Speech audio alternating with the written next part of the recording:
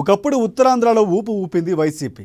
ఒక్క ఓటమితో భూతద్దం పెట్టి చూసిన ఫ్యాను పార్టీ నేతలు పత్తాలేరు. అధికారంలో ఉండగా మొదటి వరుసలో నిలుచున్న వారే ఇప్పుడు ముందుకు అస్సలు రావటం లేదు.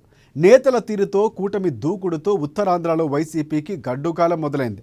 ఇంతకీ పార్టీకి దూరంగా ఉంటున్న నేతలు ఎవరు? వారి విషయంలో జగన్ ఏం చేస్తున్నారు?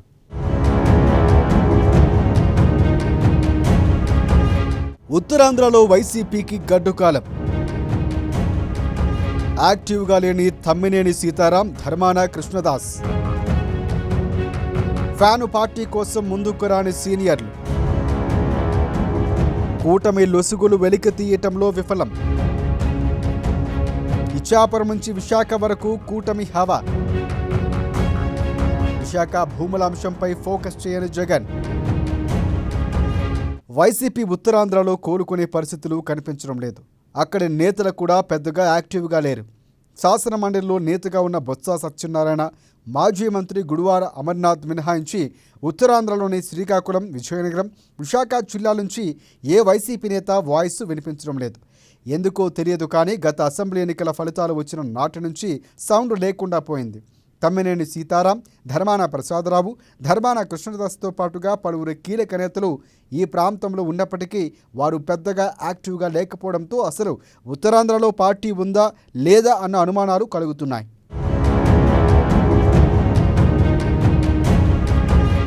ఉత్తరాంధ్రలో 2019 ఎన్నికల్లో గణనీయమైన ఫలితాలు సాధించింది ఫ్యాను పార్టీ.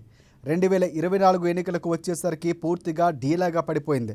విశాఖను రాజధానిగా ప్రకటించినప్పటికీ అక్కడి ప్రజలు ఏమాత్రం సానుకూలంగా వైసీపీ పక్షాన నిలబడలేదు. భూ కబ్జాలు, ఆక్రమణలతో పాటుగా అనేక విషయాలు పార్టీకి ఓటమిని తెచ్చిపెట్టాయన్న అభిప్రాయం వైసీపీలోనే వ్యక్తమవుతుంది. ఇచ్చాపురం నుంచి విశాఖ వరకు కూటమి పార్టీలు దాదాపుగా క్లీన్ స్వీప్ చేశాయనే చెప్పాలి.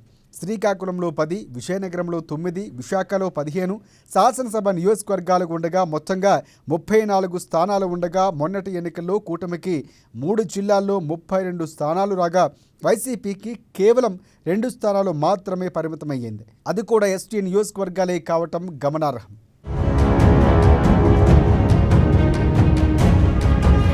ఇటీవలే మాజీ మంత్రి కన్నబాబును ఉత్తరాంధ్ర జిల్లాకు జగన్ కన్వీనర్గా నియమించారు.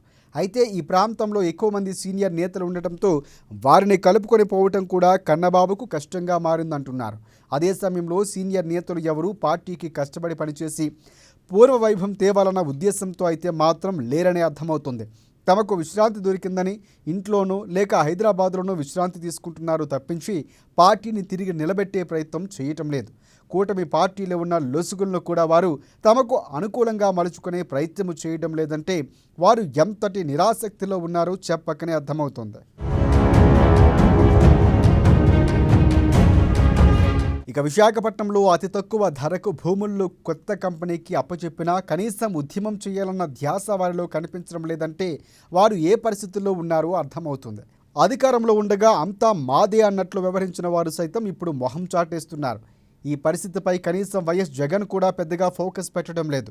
జగన్ వస్తే రాష్ట్ర వ్యాప్తంగా ఫ్యాను గాలి వీస్తుందని, ఒక్క ప్రాంతంలో వచ్చి మరొక ప్రాంతంలో మరొకలా ఉందని జగన్ భావించి లెక్కలు వేసుకుని మౌనంగానే ఉంటున్నారని తెలిపింది. జగన్ కామ్గా ఉన్న వైనాన్ని చూసే నేతలు కూడా ఎవరు బయటకు అస్సలు రాకపోవడంతో ఉత్తరాంధ్రలో వైసీపీ పూర్తిగా పడకేసిందన్నది వాస్తవంగా కనిపిస్తోంది.